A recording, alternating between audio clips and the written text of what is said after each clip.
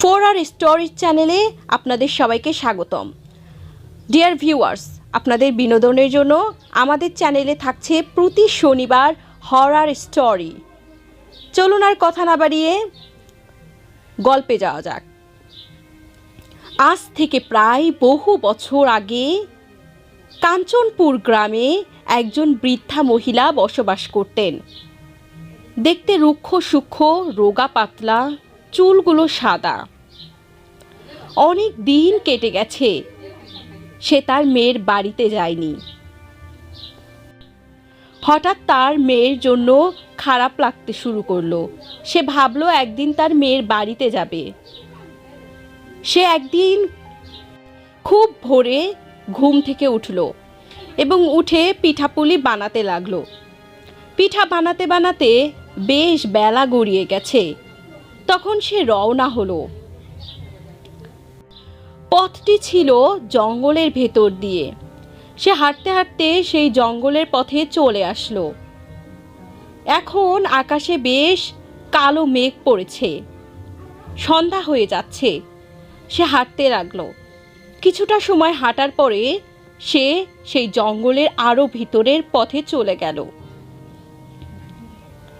হঠাৎ সেই বৃদ্ধা মহিলাটি থমকে দাঁড়ালেন এবং তার কাছে কিছু অস্বাভাবিক আওয়াজ আসতে লাগলো।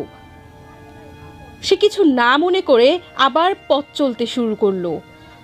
আবার হঠাৎ সেই জঙ্গলের ভিতর থেকে একটা আওয়াজ আসছিল যে আমাদেরকে পিঠাগুলো দিয়ে যাও। বৃদ্ধা মহিলাটি তখন ভয় পেয়ে গেলেন। সে আবারও কিছুক্ষণ দাঁড়িয়ে আবার পথ চলা শুরু করলেন। এভাবে বেশ কিছুক্ষণ কেটে গেল। সেই পথটি ছিল নদীর ধার দিয়ে। সে যখন নদীর পাড়ে এসে পৌঁছালো, তখন সে দেখতে পেল চারজন লোক একটি মৃতদেহ নিয়ে নৌকা থেকে নামছে। সে কিছু না মনে করে চলতে লাগলো।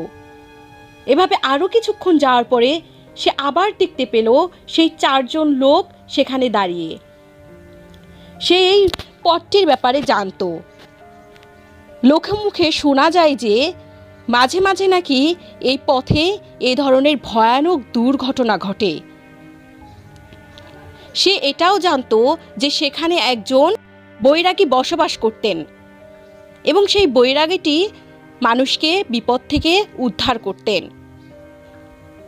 সেই চারজন লোক ভয়ানকভাবে সেই মহিলাটার দিকে তাকিয়েছিলেন। এমনভাবে তাকিয়েছিলেন যেন মনে হচ্ছিল এই মুহূর্তে সেই মহিলাটির উপরে তারা ঝাঁপিয়ে পড়বে। তাদের চেহারা আস্তে আস্তে বিকৃত হতে লাগলো। মহিলাটি ভয় পেতে লাগলো। তখন তার মনে হলো যে এখানে একজন বৈরাগী বসবাস করেন। তিনি মনে মনে প্রার্থনা করতে লাগলেন এবং তাকে স্মরণ করতে লাগলেন এবং তাকে বলতে শুরু করলেন, আমাকে সাহায্য করুন, আমি বিপদে পড়েছি, আমি আপনাকে মন থেকে স্মরণ করছি।